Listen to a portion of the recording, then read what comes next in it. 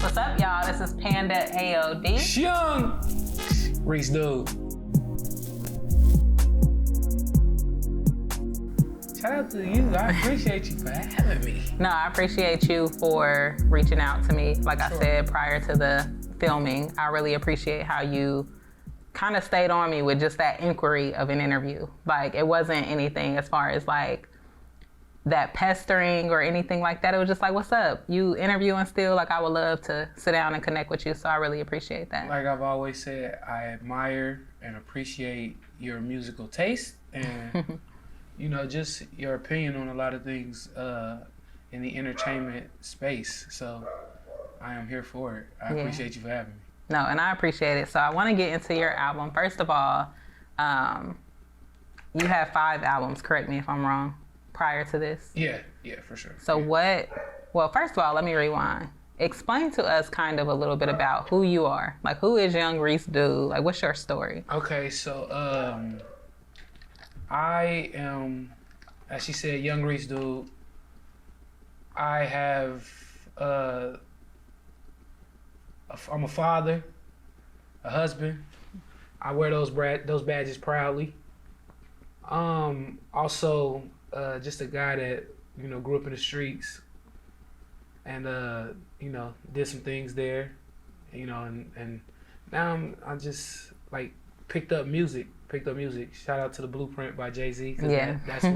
That's what changed. I honestly think that's what changed my life. That's crazy. And that's actually the first like album I ever bought. Mm-hmm. You know, I don't know if that's aging me at all, but I bought. That's crazy if that is aging you, because that's still like, I feel like we still are in between that new school and old school. Yeah. Like, I still feel like it hasn't aged compared to like other music that we grew up on that our parents played. Right, yeah. But it does feel like we're getting up there a little bit. So, man, listen, my back and my knees hurt now. So, but yeah, man, just trying to translate from being a neighborhood guy into, like I said, a loving father, a loving husband, and an artist. You know, something like with something to say, and hopefully people listen. Mm-hmm. Well, shout out to you, because first of all, another thing you hinted on earlier was like your relationship, like being married and having a child. I asked you how old your daughter was, and you spoke about your wife. You say transitioning into a loving father and a loving husband, but the crazy thing is, on the outside looking in, that's what we knew you as. Like, people who knew you outside of just being a musician, they knew that you were married and they knew that you had a child because you post them and you talk about your life. Yeah, for sure. And I think so like there's this weird thing in music where, at least back then, there was this weird thing in music where you tried to stay as private as possible. Mm-hmm. But what it ended up doing, in my opinion, was it made celebrities seem fake. Mm-hmm. It made celebrities seem like they weren't real. Mm-hmm. So then when they popped out pregnant or with a family, you like, oh, where the heck they, you know, where's it come from? You know what I'm saying? For sure. And I feel like in my rhyme, so I have one rule to where I try not to get too deep about my family and my music. Mm-hmm. So on the flip side, what I end up doing was I showcase it out of a place of love versus, you know, because a lot of things in my music and like when I'm rhyming it's more so from dark places. Mm-hmm. You know, so like that, I'm glad you said that, because I'm gonna bring that up. That excuse me, that family comes out of is out of love. Mm-hmm. Even though through our worst times, everything is done out of love. Yeah. So when I showcase them, I want to make sure I showcase them out of love. Right. That's definitely a good approach. I agree. Like, in general, I deal with a lot of family stuff, and I don't talk about it often because it's not for the public. Like, I share my family, but when it comes to like the nitty gritty, why? Because those are the people who you actually have the space to kind of go back, evaluate, work on things. Like, those are the people you put that energy into. So I'm not going to share those things with everybody. And I think that's one dope thing about our friendship and our relationship is that you know Reese and you know Ray Shine. I know. You know what I'm saying? So you got to see both sides of me. And you know, in all, it ends up being just one person, but it's my yin and my yang. Exactly. You know what I'm saying? So like with Reese, I'm allowed to just give you so much. I kind of compare it to like when you shaking someone's hand. Mm-hmm. Some people, when you shake their hand, you embrace them. Right. Some people, when you shake your hand, you keep them at an arm's length. Mm-hmm. You know, it's not that I dislike you, mm-hmm. but it's only so much affection or intimacy I'm willing to allow. Absolutely. Absolutely. And I feel like with music, there's only so much of like intimacy I'm willing to allow mm-hmm. and open up about. That's really important. Yeah. That's something that I think has brought me to this point of, and we will definitely get into the album because we could talk all day about this stuff, but it brought me to a point of coming back. Mm-hmm. The reason why I was so like hermit, like mm-hmm. into my cave and my shell was because allowing like those interactions, like you said, having that boundary up, my boundary wasn't solid. Like I was mm-hmm. just kind of letting energy transfer. Mm-hmm. And I think at a certain point in time, my spirit and my soul was like, okay, it's time for you to rest. And we don't know when that rest, how long that rest is going to be, but you're going to take that rest now. And when you're ready, you'll be there. Like you'll get there. And that building process is tough to say the least. Mm-hmm. You know, like I don't think people understand how hard it is when you're trying to do something in entertainment and trying to keep the space of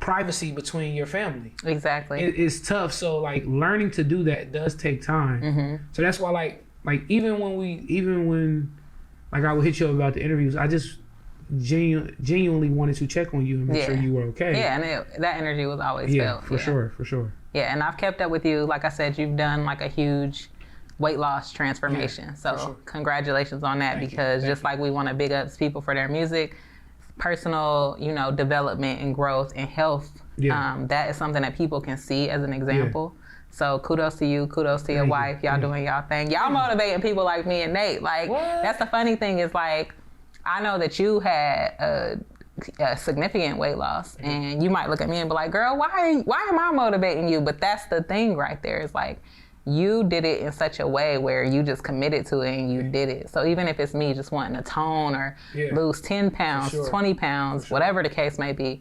to me, it was an inspiration to see somebody commit like that. And for you and your wife to do it together, I just thought that was like dope. And I think that makes strong relationships. And I think it also goes back to the thing about family that we were speaking of. Like that was one of the reasons for the weight loss. I want to be around. Yes. Like there's like with my daughter getting older, there are going to be so many different milestones that she's going to hit. And I want to be around. Yes. For those milestones. And also, I like for years in Black families, we've heard a family that prays together stays together. Mm-hmm. But I also believe that there's other ways for that family to continue to stay together, building together, growing together, and healing together, working out. Like you don't understand like the type of trauma you work out through. You know what I'm saying? Because a lot of us can't afford therapy. So after a while, for some people, the gym is therapy. Right. Like I said, with me, man, I just want to be able to walk around with no shirt on like J.R. Smith after the Cavs won a championship. For real, man. That's one of my goals. Well, again, congratulations. Thank you. So getting into your body of work, you've done 5 albums prior to this album. Mm-hmm. How do you feel this album is? One thing I would say is just musically, the arrangements are similar in all of your albums. Like you use very wavy instrumentals. You use instrumentals for people to ride to. Mm-hmm. How do you feel like this album is different from the previous? And also, thank you for giving me a pre-introduction and letting me listen to it prior to being released. But how do you feel like this album is different from the other albums? That's a good question, man. And let the viewers know the name of the album. First of all, the album is named Bucknell Rd. And just a little backstory, because I know people are like, what's Bucknell Rd? Why are we naming it Bucknell Rd? Is this a road in Dayton?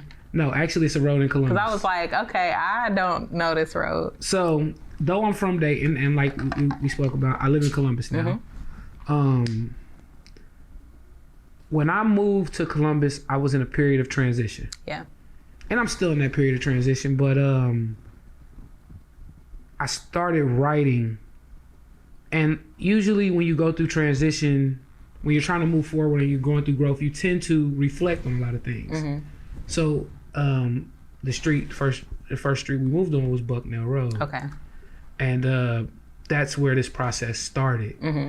And so I wanted to be able to not only show growth, that I could talk about things that I don't normally talk about, because there's one song in particular, like it took me there, to have to even write that song.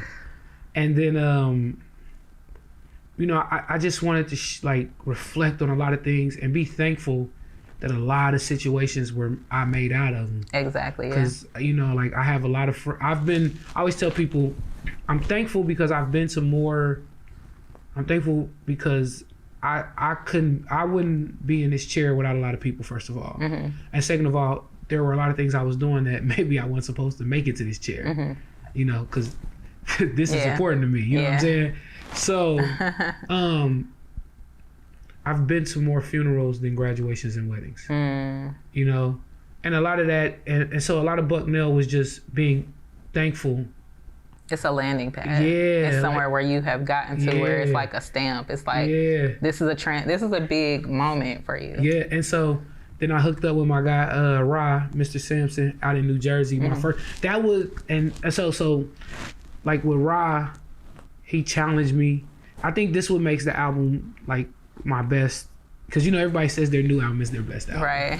But I think I hooked up with a producer that had worked with platinum artists, had been Grammy nominated. He's Grammy nominated. He has platinum records, and he challenged me. Yeah.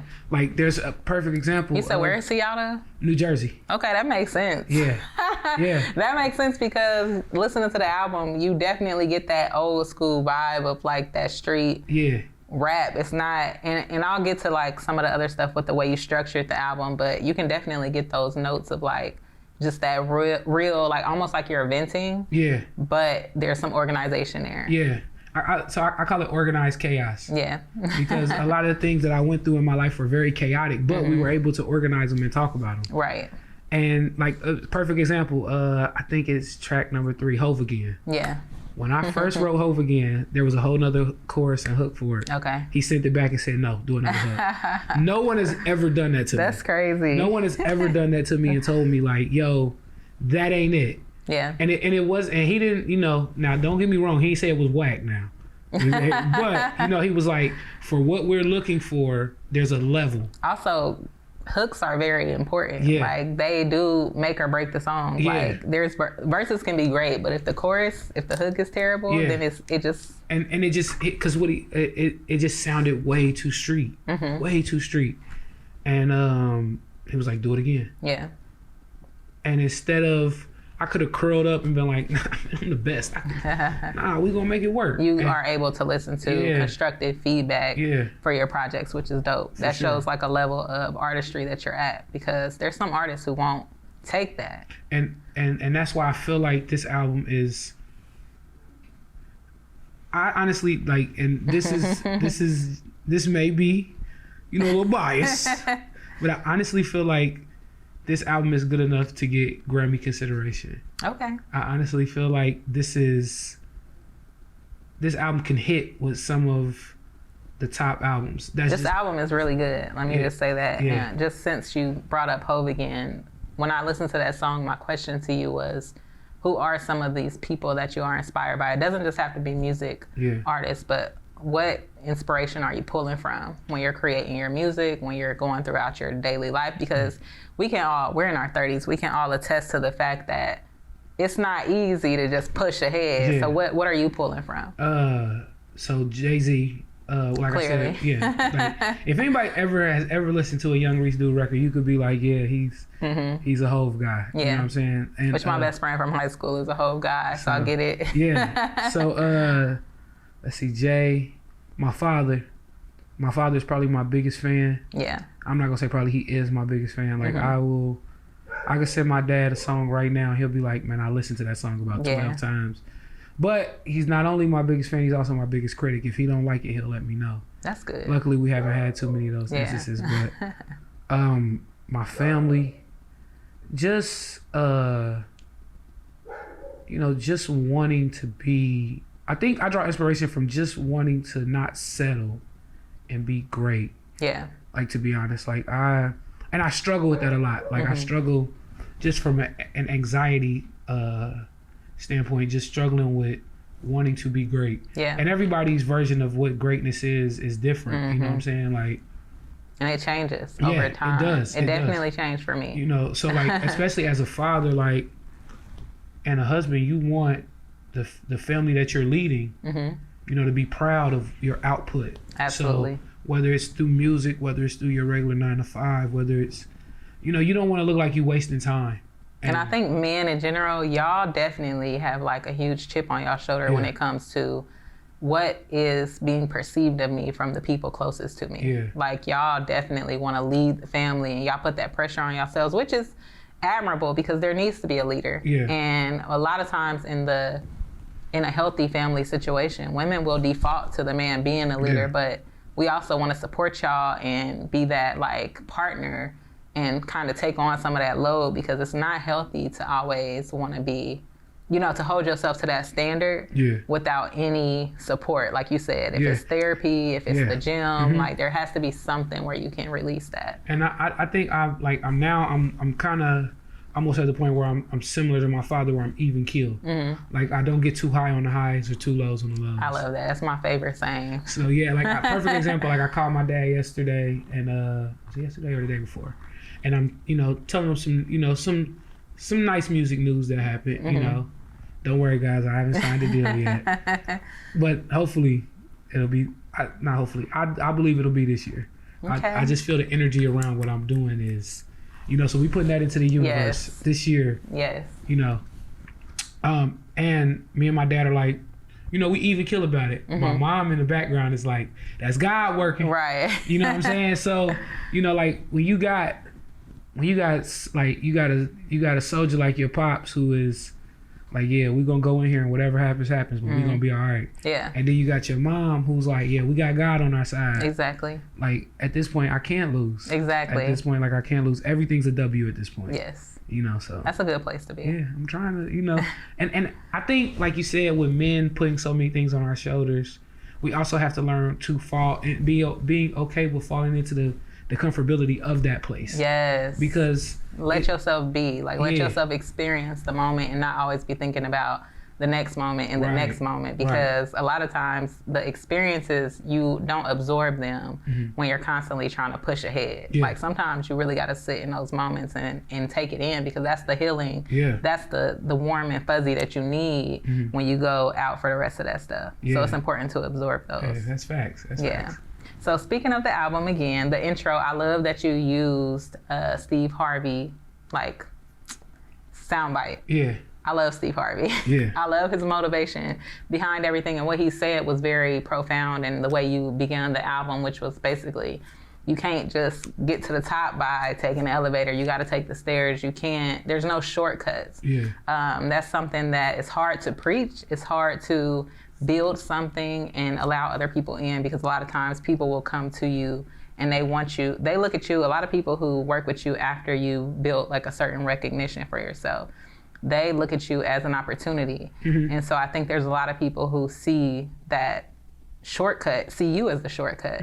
So what was your intention behind the intro, or have you experienced that throughout your artistry of people? Yeah, I think just being an artist, man, it's always somebody trying to sell you a dream. Always somebody trying to sell you a dream. And I think shout out to Kim, my manager, and my brother Chill, who's my creative director. We have this saying, brick by brick.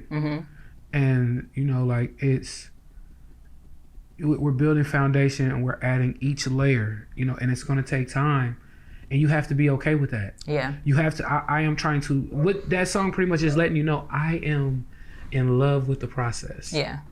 You know, like, and it starts off, you know, and it may seem super street, you know what I'm saying, but it starts off like the hustler in me is telling you, if I make this happen, we gone, we out of here. Exactly. But I understand that I have to make it happen first. Like there's no shortcuts in between. I have to go straight. There's no right turn, no left turn. Yeah. Like, and so like that's kind of how we live. Like we live that way. I mean, I don't think like, and I know, you know, of course they were slaves, but when they were building the pyramids, I don't think nobody seen the vision of what the exactly pyramid like how it is now, how it's viewed. Yeah, and so just think about that. Like, we view some albums as the Holy Grail. Mm-hmm.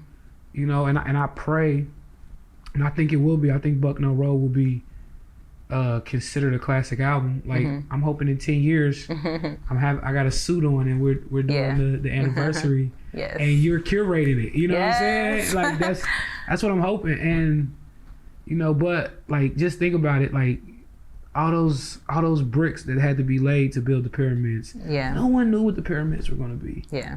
And I that's how life works. Mm-hmm.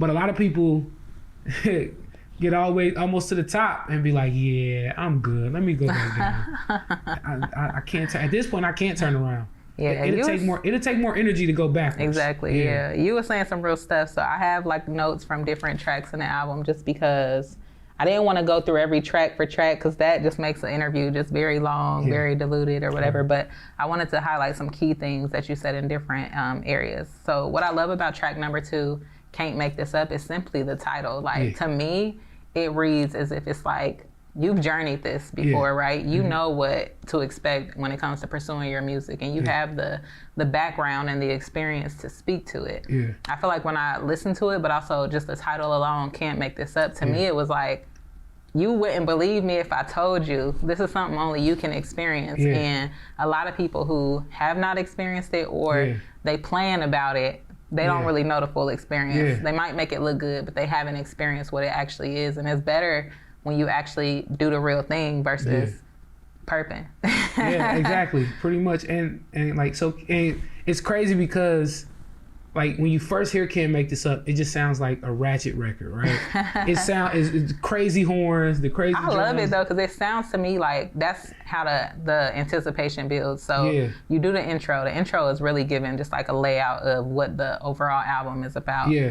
The track number 2 to me is really the first track. Because it's like you start to put out all that energy, and it's like, I'm going to tell you about this journey right now. Like, this is where I'm at in it. And that's what I think, and like I said, I think that's what's dope about Can't Make This Up, because, like, to the untrained ear, it sounds like chaos. Some chaos, right? But when you get into the meat and potatoes of Can't Make This Up, you're like, oh, he's talking about real things that really happened. Yeah. And he's just telling you, like, you wouldn't believe me if I told you. Exactly. Like, this is a journey that I've taken, but also, like, a lot of people ain't doing what they say they doing. Yeah. Like, that's what I took it as. It just seemed very, like, so, like, gritty. What is it? Believe none of what you see and half of what you hear, or something like that. And I could be butchering the quote, but that's literally what Can't Make This Up is. Like, unless you've, like, I got real receipts. You know what I'm saying? I got real receipts and stuff that I'm talking about. And, like, I think that's why, like, with me, anytime you ever get a story, it's things that I've actually seen, because I try, like, I don't lie in my music. And you say the term story a lot in this album, which is dope, because you really are a storyteller. Yeah. Some people, they rap well, but they don't tell stories well. Yeah. You definitely tell a story, and I think the way you organize the album is so smart, because none of the songs are super long. It's a very good, like, taste of everything comprised into an album. So what it does for me is, like, there was this wave a couple years ago, maybe like start of 2019, like when the pandemic hit, where people were putting out like 3-track projects, 4-track projects, and it made sense just because nobody really had the time, the effort, the resources, given what the situation was. And so we got used to those shorter projects. But I love that you have a full album that is shorter songs, so that, but like they're still full songs. Yeah. So I don't know if I've seen that approach a lot, but I like the way you built that album around, like, I don't know if the timing was intentional, but it helped for somebody to listen and really get the full picture, coming back from a time where we were only getting 3 or 4. Yeah. And I think it's important to not drag out stories. Like, if I'm gonna tell you this story, let's get to the meat and potatoes, because that's what you want to hear, right? That's what you want to hear. Like I can't tell you how many times I've seen people get upset for people trying to tell stories, and while they're trying to tell these stories, they are beating around the bush. They gotta tell you what every piece is doing over here. No, man, tell me what happened. Right. And I was very intentional about that. I wanted you to like to tell you I wanted to tell you what happened. It's this like I seen a meme that said there's a Jay-Z lyric for everything. Yeah. And I believe it. Jay-Z done lived a long time. Yeah. Like it's this one lyric he says, at least let me tell you why I'm this way. Hold on. And like as if he was sitting down to tell you why he is the way he is. Yeah. And I wanted to do that with this album. Yeah, it seems like a very concise conversation. Like it's just very much a conversation, listening from all the way through. You give us a little bit of everything you're going through. Yeah. The fifth track, The Crop. Yeah. It's obviously different than the other songs, so I have to bring it up. Yes. But also, like, it talks about infidelity and how, like, the man in the relationship, he been cheating the whole relationship. The woman, she is now doing things that may be doubtful, and the man is feeling some type of way. With it. If I subtract my bad habits, will it make a difference? Probably not. Memoirs of a male thought. Reminisce of every time I told her that I was stopped, then turned around and had baby drop a top. In the drop, she cream of the crop, but disrespected like Where did that come from? And also, like, what was your thought behind putting that in the album? Because it's like you're talking about the street experience, you're talking about the artist experience, and it's all very much like real and rugged. And then you come in with The Crop. So why did I know this was gonna get brought up? Because it has to. So listen, like, and we're all being honest. As adults, we've all made mistakes. Yeah. Unfortunately, you know, now this was prior to meeting my wife. I was not the most faithful man. Yeah. And so when I was in a relationship, like years back, of course, and I've never felt pain like I felt far as in a relationship until the tables that got turned. Yeah. And then, that's all, man. Yeah, and I honestly believe it's true. Yeah. I honestly believe it's true. Like, you ever heard that saying where they say, like, when you point a finger at one person, you got three fingers pointing at you? That's how that record feels. Yeah. And so, and during that time in my life, like, I was questioning, like, pretty much treating this woman like she was the most low down, dirtiest person in the world when she literally was just doing what I was doing. Yeah. There was no difference. Right.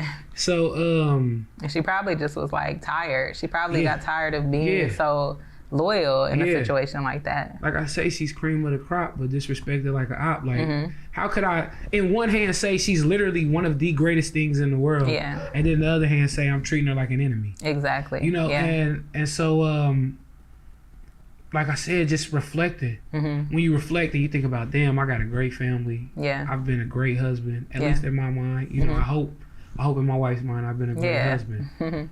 And you be think, and so, and when you get in those moments, you think, well, there were times where I wasn't a good guy at all. Yeah. You know, and so you're measuring your, you know, being a great husband off of what you know you have been prior to. Pretty much. Yeah. So I know what mistakes not to make again. Exactly, yeah. And, you know, I don't want to make those same mistakes. And I think it was, because there's not really, like, because I know, like, back in the day and even now, people felt the need to put a female, like, led record on albums. And a lot of times I haven't done that because if I'm not inspired by it, I just don't do it. Like, now, if one does come, then that's cool. But like, we were being honest, and I was reflecting. And if I'm reflecting, I have to talk about it. Exactly. You know? And I have to be completely honest with myself. Yeah. And it was good. I feel like even without having a woman on that track, it was a track for the ladies, because there's women who cheat, and sometimes women cheat first. Like, it's not always the man that cheats and all of that. But for women who get cheated on, I think that's a very good track for them to kind of get some type of reverence to the situation they were in, where it's like, he's talking from that side, and so clearly they're not just oblivious to the fact that they're doing these things. This is things that are consciously done, and they think about it later. There's some thought behind it later. So number 6. I really want to get into that because I love this song, first of all. This might be my favorite song on the album. Hope. Yeah. there's a line you say, and I wrote it down because I didn't want to get it wrong, but you said, supposed to be the beacon of despair, really only shine for the fair. What does that mean? Like, to sink a few ships, probably still feel it in my soul. Granny pray getting out the hood, ironically it make me less cold. Every slab ever stepped on, elevated or stretched goals. Killers find the interest in death, tried to change bonded to the toe. Because we can interpret everything. Yeah. So I was so I grew up in church, right? Which is clearly understand it in this album as well. I grew up in church, and you know, like as a kid, you're always taught your pastors and your deacons, and you know, like the elder statesmen of the church and of the ministry are, you know, who you run to when things get tough. Right. But I've witnessed firsthand of those people who were supposed to be that light that shine, that beacon. Yeah, and that's what I assumed. I'm like, he must be talking about the pastor, but I wasn't sure, because also it could be reflected as like self, what you see as yourself. And I say it's a kind of a double entendre, because you see, like, you know, the pastor, you see it, he's supposed to be this light for everyone, but like he's really only shining, you know, like because we give him everything. Yeah. And like he could care less about our problems.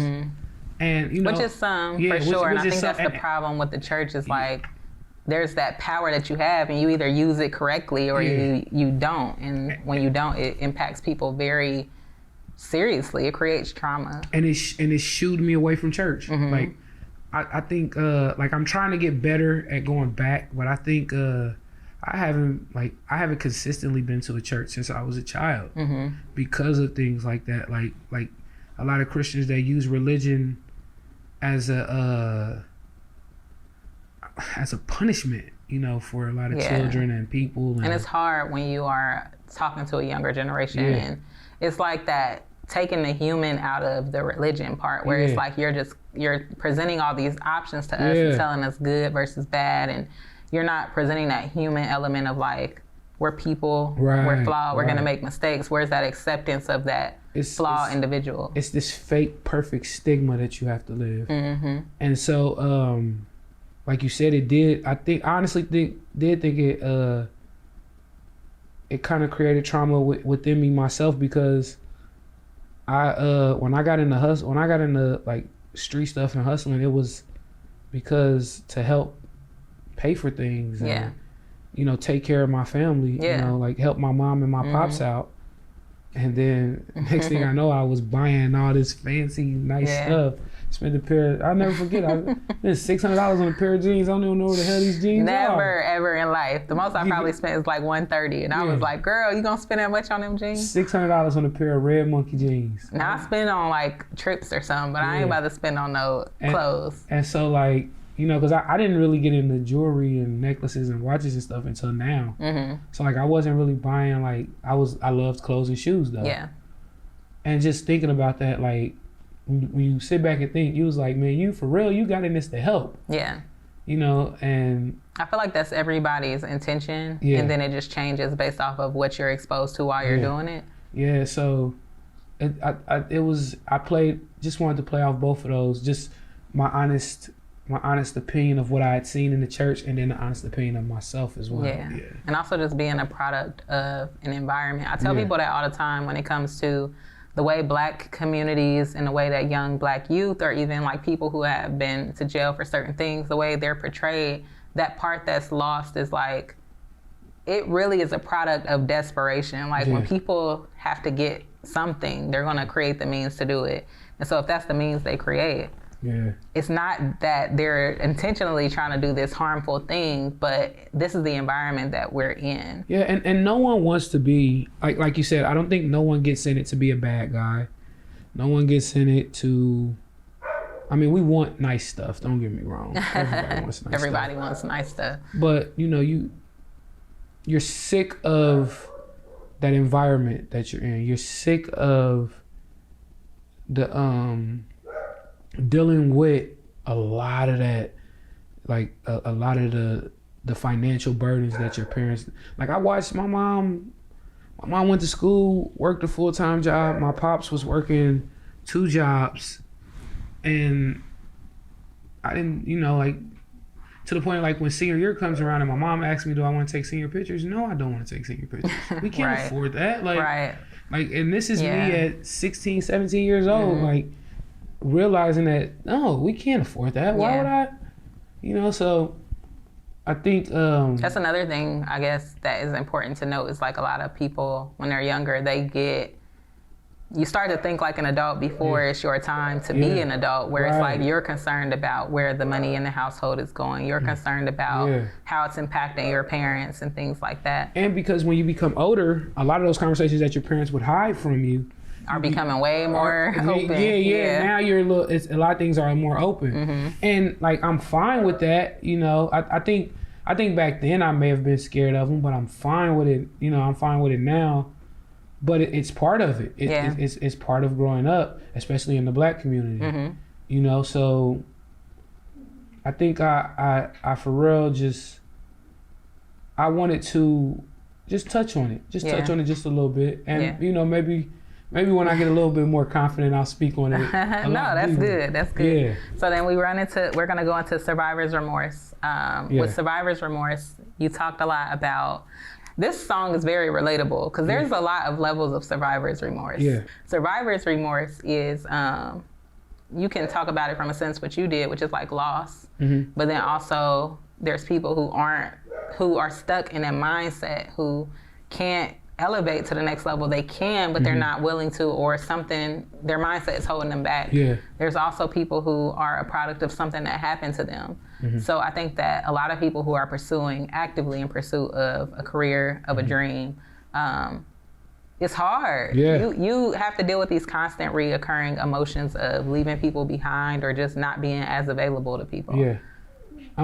What's funny is Survivor's Remorse is the last record to make the album. Okay. Why was it the last one? So we thought we were done. Yeah. And I get a call from Ra, and he's like, yo, man, I need you to just write a 16. He like, man, just make it meaningful. And shout out to my partner, Joe Fahrenheit. He also, he co-produced that record with Ra. And me and him are actually working on an album as well. Okay. So the work doesn't stop. Good. But Joe had chopped up, had the sample. Ra added drums to it. And I wanted to, like he said, make it meaningful. Well, it made me, like I said, I'm in a place of growth and transition where I'm reflecting. Thanksgiving came around. Thanksgiving come around, and I'm sitting with my family, and I look around, and we're having a great time. But in my mind, I'm thinking, I'm the only guy here, other than my dad and my uncles, of course. But I'm the only son here. And so I look around, I see my sisters, I see, and as I get in the car, me and my wife get in the car, and I kind of tear up. And she's like, you okay? I'm like, yeah, I'm fine. And I realized I called Chill and I called Cam and I talked to both of them. And I do later on end up talking to my wife and was like, it's kind of tough sitting around and you realize you got one brother who's locked up doing 15 years and your other blood brother is dead. He's gone. Yeah, that's crazy. So, and that's when Cam was like, man, you suffering from survivor's remorse. He's like, it's kind of like a PTSD. I said, like, what made me special to still be here? To not be locked up or, And it's hard to be successful and not have a level of remorse, like survivor's remorse in general. Like, it's such that's the part that people don't think about. They think about people recognizing you, or they think about you performing and your smile and how you present when you are around people. But they don't understand that behind a lot of that is that constant work to shed some of that. And it never leaves you because that's grief. Like, you grieve these people for the rest of your life. I always tell people, when my little brother calls me, so a Fed call, at least in the federal penitentiary he's in, it's 15 minutes. Gotta press 5 just to speak to my dog. Chefing up a plan to end his beef with the law. Feel it's my fault that he even got involved. Cause I'm the big brother. So So I was doing street things, and you know, they look at you and they watch you and they hope to follow in your footsteps. Yeah. And so you think about that, and then I always tell people the saddest thing about those the calls is because you're happy because you get to talk to them, right? Then in 15 minutes they cut off. Yeah. That's it. Yeah. And then you just hope they call back. And usually you hear them yell, "Bruh, this phone about to hang up." And before you can even say anything, the phone hangs up. Yeah. And so you're left with this emptiness. And so you wonder, like, at least with me, I wonder, like, if I'd have did something different, if I'd have went left instead of right, you know, like, does that change the outcome? Yeah. And you know, I know there's a plan for everything. Yeah. There is a place of, there's a higher being, and fate is being worked the way that it's supposed to be worked. And we don't understand it, you know, but you know, our selfishness wants us to be able to twist some things, move some things around. Yeah. And so, like, and there are different, like, I'm a firm believer, and there are different paths. Like, God gives us this space to make decisions that can lead us this way, can lead us that way. And then based off of where we end up next, there's another decision to be made. And so I think that being able to understand what got us here in the first place, and then from this point, where do we go? It's kind of how I like to lead when it comes to situations like that in general, like, because there's never always a positive outcome. Facts. In those negative outcome situations, what happened here that we can apply to not end up there again? Right. And it's tough. It's tough, man. It's because you you always sit there and you're like, I don't want to make the wrong decision. Yeah. I don't like. But how do you know which decision is the wrong decision? Like, and that's the thing, is like, that's why it's always the hindsight is 20/20. Yeah. You can only learn from the experience of it. That's facts. And sometimes what prevents you from getting there is that person who already experienced it, who could give you that information. Yeah. So that's another thing with the Black community and with communities in general, like families in general. Who's above you, who is giving you that information? Or is there a disconnect? Sometimes there's good parents, but the communication isn't happening to even understand where the child is headed or what's going on. This is true. This is true. Yeah. And I think as a father, because I believe my mother and my father did a tremendous job with me and with my sisters. But as a parent, your goal is to always do better. Do better. And so, like, with my daughter, because I will honestly say my father is like my best friend. Yeah, same. And so, like, with my daughter, I try to work on that, the exact same, like, relationship. But I think, you know, like, at some point when it's a daughter and a father, you do have to kind of like, she goes to her mother, you know what I'm saying? So my dad had me and my dad beef before I went to college. It was like, but it was all like, now as an adult, I realized he was just in an uncomfortable spot with me in the world. Like, it was like, okay, my daughters are young women, and I'm not comfortable around them with other people. I'm not comfortable seeing them navigate friendships as teenagers and X, Y, and Z. Like, so his behavior in some instances, his reactions, they were truly valid. Like, as a grown woman, I could say he was valid. But, like, as a teenager, I thought he was tripping. Yeah, and I know I've had those conversations with my daughter where I say, sometimes it does seem like Dad is tripping. But I'm telling you, it's for a good reason. It's not, and I know right now it's going in one ear and out the other. Yeah. But I know in 5 or 6 years she might be like, wait a minute, hold on, you know, maybe he was right. Right. And I even try to, like, I try to give her game without giving her game, like, because I don't want it to sound super cool, because a lot of that stuff isn't super cool. Like, this is life. These are real life situations. You have to make these decisions. I can't live this life for you. I think that's the hardest part as a parent. Yeah, letting them kind of. Is this go ahead and go. Yeah. And you like, oh, she gonna mess this up. Yeah. She gonna mess this up. So how does your daughter enjoy your music? Does she listen to your music? Oh yeah, she listens. Good. She listens. the new album, I haven't let her hear it yet. But like certain songs, just because they keep my ears keep my ears young, I'll be like, hey, come check this out. Yeah. Like she has this one song I did a while back too. It was a Trader Truth instrumental called I'm On. She loves the song. Yeah. She plays it like every chance she gets. Oh, so sweet. But it's I think sometimes with my music I do be afraid to let her hear it just because the context. The context of it, because she knows her father as being like of course I'm like, so I'm the disciplinary. Yeah. Like don't get me wrong, my wife disciplines my daughter, but I'm you know, I'm that guy. So, you know, but she's a daddy's girl as well. Yeah. So there's some things about her that some things about me that she may not understand. Yeah. You know, and I want to wait for certain like her to be able to grasp a lot of that so we could have those conversations. Yeah. And I even now, if she came to me and said, Dad, let's talk about this, we could have an open conversation about it. But my daughter's also a very timid, like quiet to herself person. Like she likes her bubble. Yeah. And so I feel like the younger generations are way more into their bubbles than we were. Like it just, because we was outside for real. Yeah, we was outside. Yeah. And literally and like figuratively and like literally we were outside. Yeah, like so I mean they all get that, but that's nice to see y'all relationship. Like I said, you share your wife, you share your daughter on social media for people who know you, for people who follow you.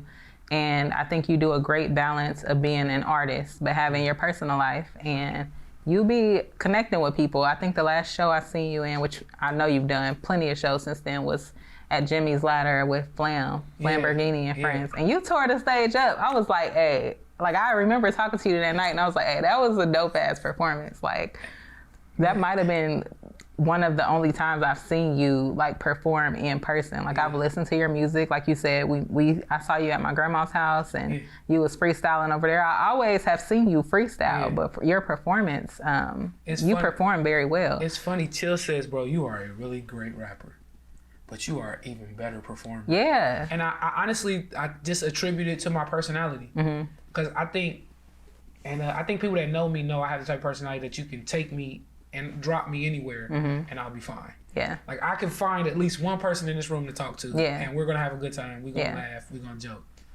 And I try to, on the stage, you're here to see, even if you didn't come to see me, at this moment I am in front of you. Yeah. You paid some type of money. Yeah. Let's have a good time. Yeah. The energy you brought to that show, not being the headliner of the show, was amazing. Like there's a number of artists who I can say that do that, but like it's very important to bring that energy because a lot of times people who are entertained prior to the headliner, they are sold on that artist just as much. Like that's how people get fans and that's how people, you know, lock into your music is by how you perform a lot of times. Yeah. And that's why like, so like I'm at this weird like part of my like music career where people are starting to notice me in places. And it's kind of weird. So like that's where I'm working on like, so like the stage life balance, the stage life balance to where I could jump off stage and talk to everybody. Yeah. That's normal to me. Yeah.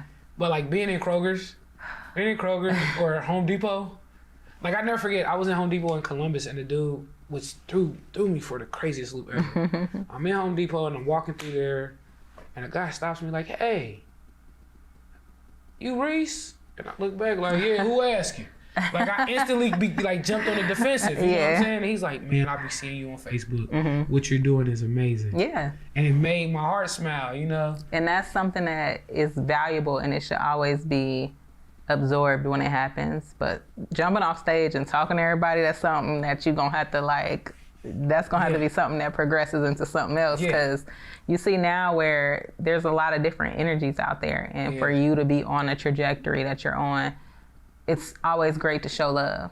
But then you know when to like pull it back and like evaluate where you are. And that is crazy, man. Like, cause I literally have a, like, so there was a verse that I omitted from the album. And it was just like, cause you know me from like Gordon Avenue and Home Avenue. And I talk about like when me and Eric, a buddy of mine, I talk about like when he told me like, yeah, you gotta take music seriously. Yeah. And I say a line in that, and I say music, it could be great. I could probably make fans dumb out, but I love my personal life. I hate to kill someone that went the Stan route. So like now, ooh, that's a bar. That's a couple bars right there for real. That's really what the essence of what I was saying is. And I'm at a point where like now, like with people noticing me now, and especially like if I'm out with my family, I gotta watch everything now. So I think now it's learning to be reserved but also open at the same time. I know that sounds kind of crazy. When you put it in context of celebrities, that's why they spend millions and millions of dollars on security. Yeah. Because the performance, the pull to perform and the pull to connect with your audience is always going to be there. Yeah. So at different levels, you're going to have to make adjustments to how you still are able to do that. Especially like me with a personality to where like I got love for everybody. Yeah. I got love for everybody. So it's a tough dance to tango with, for real. Like a tough partner to tango with. Yeah. We could talk about that all day. So the last thing I want to talk about, and then I'll ask you about your favorite, what you want to highlight about the album. But Wish You Here. It is a very deep track because, again, so we talk about survivor's remorse. That's one piece of grief or anything when it comes to looking at somebody in a different circumstance than where you are. With Wish You Here, that is to me the track that talks about grief.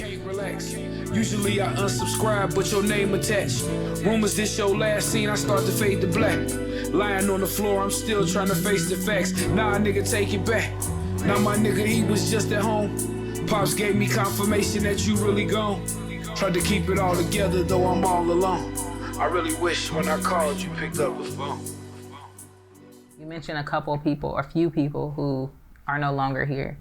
And you mentioned their influence on you, like through the lyrics that you rap.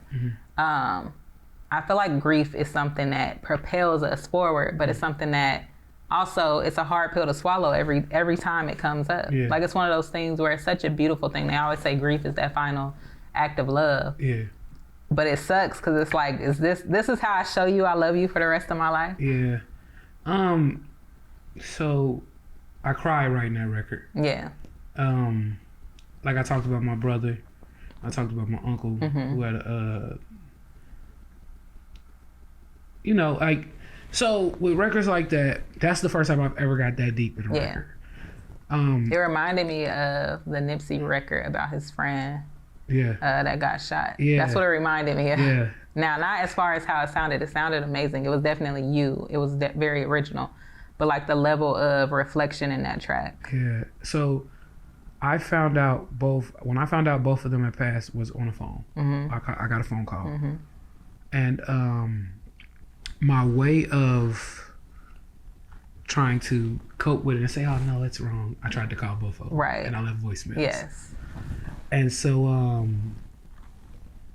when you get 2 or 3 days and you don't get no call back, and then next thing you know, you're standing at a funeral. To lose both of them so tragically was tough. And like I am one of those people that I probably don't grieve properly, to be honest. Maybe that probably was my grieving process. I'm one of those people that once the funeral is over with, I feel I shouldn't cry or grieve or think about it anymore. So once my brother passed away, I cried when I found out, cried at the funeral, didn't grieve anymore. Same with my uncle. And I it can't be healthy, you know. No. It cannot. It's not. It can't be. But healthy. It's crazy because it is what a lot of people do. It's like you keep pushing yourself forward because you don't want to stop and just think about it. And so like it sucks because now, what I found myself doing was every birthday of each one of them and every death date of each one of them, I would find myself like extremely sad, didn't want to talk to anybody, not even paying attention to the dates. I just knew they were coming. Yeah. Kind of in my room, phone off, on D&D, and so I wrote those records. I wrote that record just to. I felt like to kind of get a monkey off my back. Now, do I know when birthdays? Because my brother's birthday is in March. My uncle's birthday is literally the day after mine. Do I know if I'll be better then? No. You know, do I expect to be? No.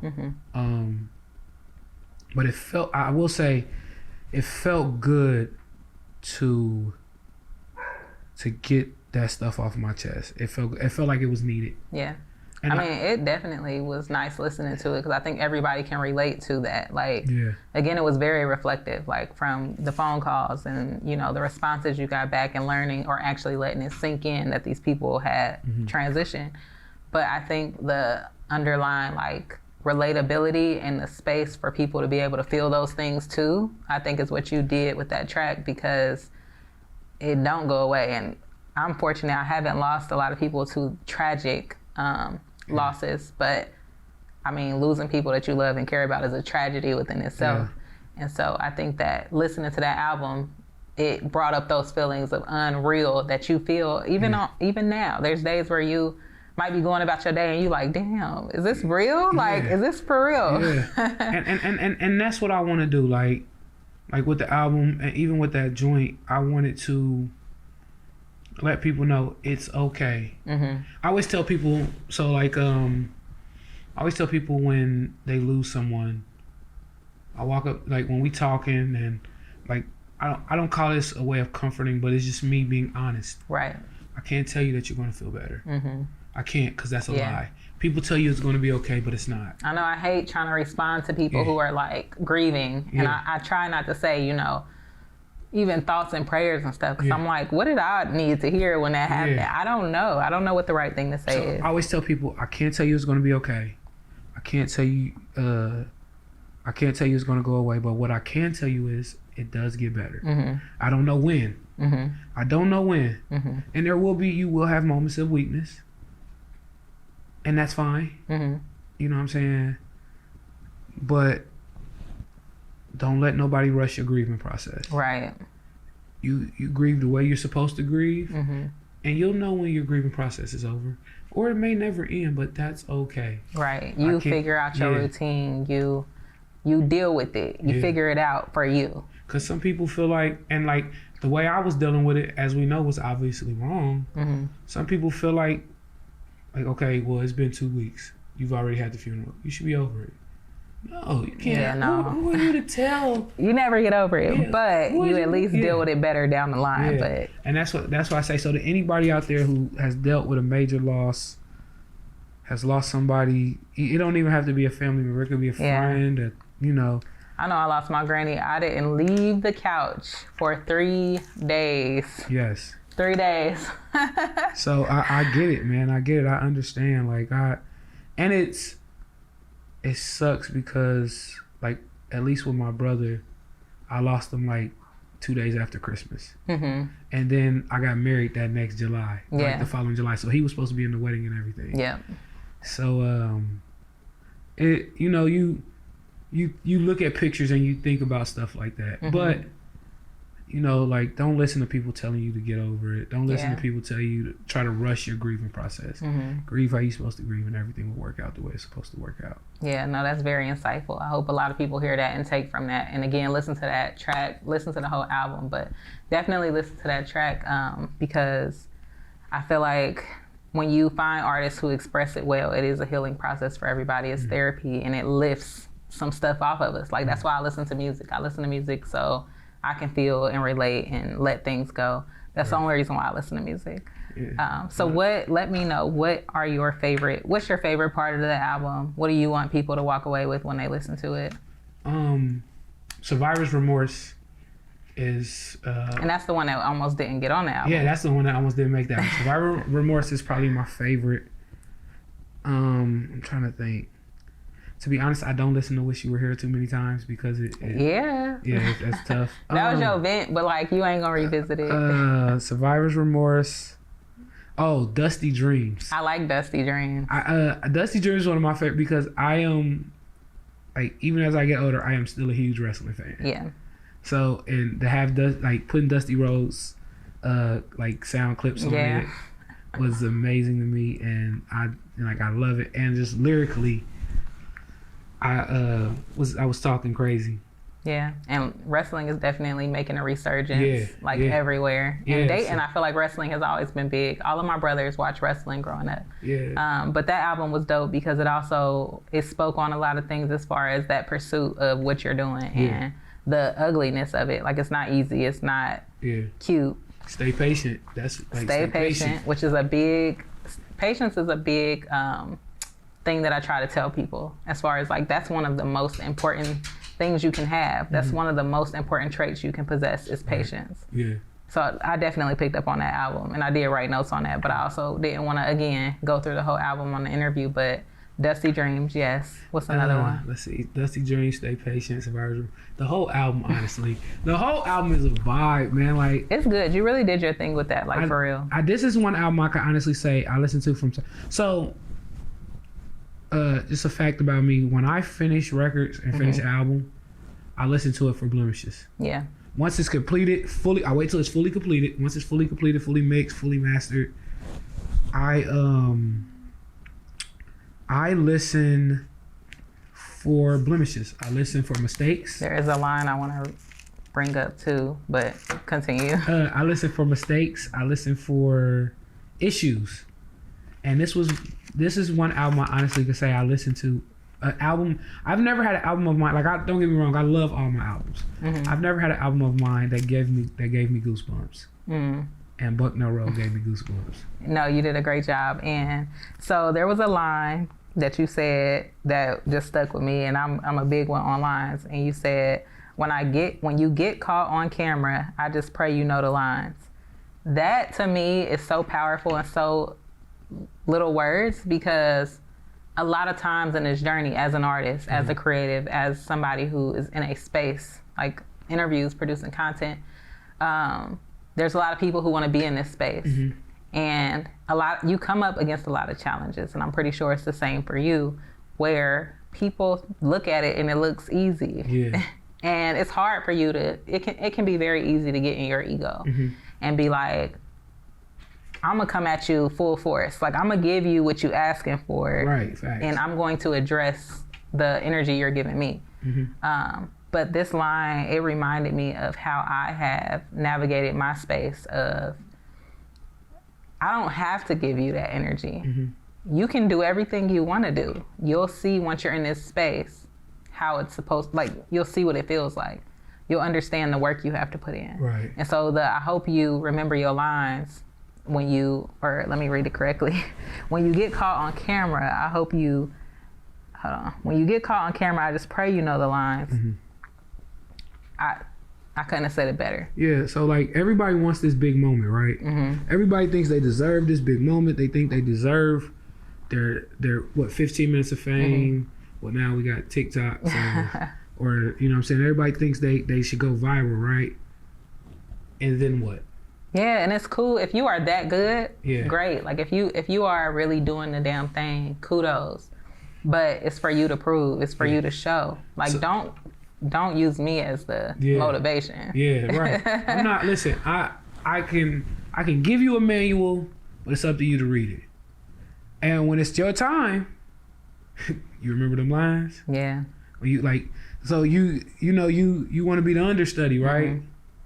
You want to, what do you say? You want my spot flash? You can't have it because you ain't got it. And it also hints on the way you started the album in general with the Steve Harvey quotes, or Steve Harvey's voice, and him saying you can't skip. Like, you can't take the elevator, and that is something that I think is the underlying message throughout your whole entire album, because you're giving us little bits of each part of the journey, but the underlying theme is like, this is what it looks like. Yeah. What you see now today, this is what that looks like. And if you're not able to engulf yourself in an experience the way I have, then that might not be the same. It might not be the same for you. I can only give you my experience. I am at the point in my life where I'm falling in love with the process. So anybody that wants to do something that they truly love, I suggest you do the same. Yeah. It's tough. I ain't gonna sit here and lie and tell you the process is one of the greatest, most, it's the softest pillow in the world. No, the process is tough. It's tough. It's scary. It's ugly. Ugly. You gotta do the work. It's demanding. And you change throughout the process. But I love it. I love every minute of it. Yeah. I love it. I wouldn't skip it if I could. Yeah. There's value in the process for sure. Jadakiss has a line where he says, "Made it to the top overnight. That's why you fail fast." And that's my goal is to not be that guy. Don't be that guy. Don't be that guy. Just don't. Yeah. Like, you got too many examples around now to do that anyway. Yeah. Well, I want to thank you so much. Thank you for having me. And it's funny because one of the notes I put when I was just listening to your music and I was thinking about the interview, I was like, girl, make sure you call him by his rap name. Make sure you don't be too personal because we have known each other for a long time. Yeah. Sure. But I really do appreciate you being my first interview back. I also appreciate you sharing your music with me because I think it's amazing and I'm here to support, push, do everything. But I also want to just speak on the fact that you have been doing it. You have been grinding. You have your blueprint. Now, this blueprint might not be for everybody, but your blueprint is a valid exercise of the work you put in over the years. Yeah. So I definitely want to give you like kudos. I want to big up your whole journey because it's not easy. It's not. And for me to be making my resurgence and to be able to sit down with someone like you who's been actively doing this for a long time now, I appreciate you. Well, if it makes you feel any better, before this album, I hadn't dropped any music. What year? This 2024, so since October of 2022. Yeah. I sat back. Yeah, and that's like, okay to do. Yeah, and when I tell you it was some of the most excruciating, like because I'm a workhorse. Yeah. Like I was dropping albums like every 2 or 3 months. Yeah. and you was like Wayne for real. Yeah, like I was, and that was my goal, like to keep hitting. And then I was like, okay, well, maybe I need to see what's going on. Yeah. Because sometimes you get so caught up in what you're doing, you don't pay attention to what's around you. Yeah. And I think that's what happened. And so I took. Chill was one of them that said, don't drop any music. And I thought he was crazy. Like, I thought he was... Yeah, because you get caught up in the expectation or just what you are used to doing. And if you disappear for a little bit, it really ain't going to faze nobody. Yeah. And when you come back, that's when people really... That's where the impact is made, so... And so, like, I did do shows last year. I got a show on the 21st. I'm opening up for Wu-Tang affiliate Killer Priest in Dayton. Then the album drops on the 29th. All right. Since it's special to me and it's special, we're gonna drop it. This is what the leap year, right? 29th. This is the first time we've had a 29th day in February in 4 years. 4 years, yeah. So let's drop it on leap year. Most people drop their albums on Friday. I'm dropping mine on Thursday. Okay. Yeah. Well, no, I think you're very intentional about everything you put out, so I have no doubt that this is gonna do really well. I encourage everybody to listen to it because it really is a great project. I definitely approve 100%. And I will be sharing your project as well when you drop it. Thank you. And I'll definitely be putting this interview out with the best push behind it. Not for just being the first interview back, but for you being such an authentic artist and really like working in your craft. You are kind of what AOD speaks to, which is that artistry, that level of commitment to your craft, and you have something that people can lean on and learn from. So I really appreciate you, and I want you to share with the audience where they can find you at and also anything they can look out for. So I am every social media platform, 937 Reese Dude. I may not live in Dayton anymore, but I still rep it like it's on my back. I actually have grown up and I have a website now. What? Yeah, youngreesedude.com. Show updates, music updates, picture updates, video updates. I'm trying to think, what else? Oh, Bucknell Rd, February 29th. And I'm working. Yeah. I got a couple more. I'm like working on like 3 or 4 albums at the same time right now.